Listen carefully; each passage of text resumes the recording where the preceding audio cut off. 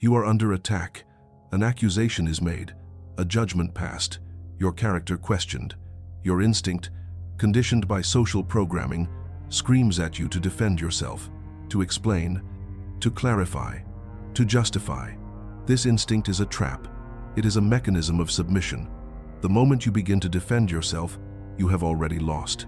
You have handed the keys to your psychological kingdom to your accuser. You have validated their frame, accepted their authority to judge you, and placed yourself in the subordinate position of the defendant. Power is not in the argument. Power is in the frame. He who sets the frame wins the war. And defending yourself is willingly stepping into the enemy's cage. This is a battle for dominance. Machiavelli understood this brutal truth. While others debated morality, he mapped the mechanics of power. For him, the world was an arena for sovereigns. A sovereign does not explain.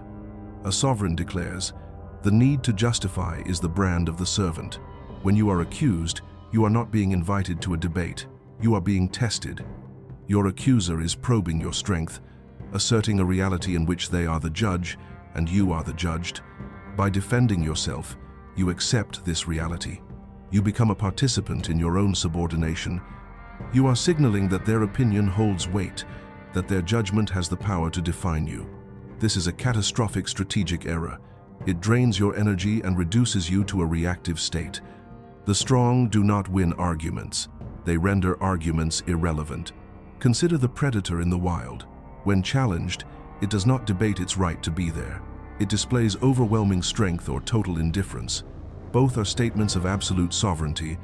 Defending yourself is a plea for acceptance from the very person challenging you. The Machiavellian reversal is to refuse to argue on their terms. It is to seize the frame with such force that their accusation dissolves. There are three weapons for this. First, agree and amplify. You take their accusation and magnify it to an absurd degree, robbing it of its power through ridicule. They call you selfish. You respond, "Selfish? I'm building a temple to my own ego that will blot out the sun."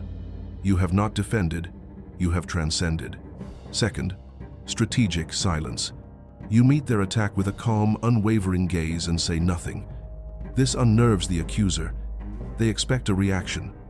Your silence creates a vacuum, and they are forced to question their own attack. Their power withers in the face of your control. Third, pivoting to interrogation. You ignore the accusation and question the accuser's motive. What is it you hope to achieve by saying that? Or, what weakness in your own position makes you need to attack mine? This is a complete frame reversal. You are no longer the defendant. You are the analyst, and they are the subject squirming under your microscope. You have shifted the spotlight from your actions to their intent. In all these scenarios, you refuse to play their game. The Matrix wants you to believe that clearing your name is a noble act. It is not. It is a slave's errand. Your name is not defined by the whispers of others. It is forged by your actions. Engaging with every dog that barks at you only distracts you from your destination. Let them bark. Your focus must remain on the throne. True power is freedom from the need to prove yourself to lesser minds. Every time you feel that pull to justify, to explain, recognize it. It is the ghost of your inner servant begging for validation. You must kill this servant. Let your actions be your only argument. Let success be your only defense. The world is divided into two classes, those who explain and those who achieve. The explainers are at the mercy of their audience. The achievers are the audience.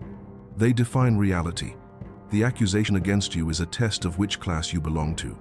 Are you here to plead your case before a jury of your inferiors? Or are you here to build an empire so vast their opinions become wind? The choice reflects your ambition. Defending yourself is admitting you can be judged. A true sovereign is the only judge in his own court. Never surrender that authority. Never defend, only dominate. If you have watched this far, it is because this truth was not new to you. It was a memory, dormant in your blood, now reawakened. You are not part of the weak-willed majority that clicked away in discomfort. You stayed because you are a survivor of their reality. The seed of sovereignty has been consecrated in your mind. It can no longer be removed. This is not a channel. It is a fortress for the awakened elite, a legion of sovereigns. Therefore, commenting with the words, "I am the frame," is not for my algorithm. It is a silent pact, a ritual of power where you declare your separation from the herd. Subscribe and activate the signal to fortify your place among us. Now go. Take what is yours.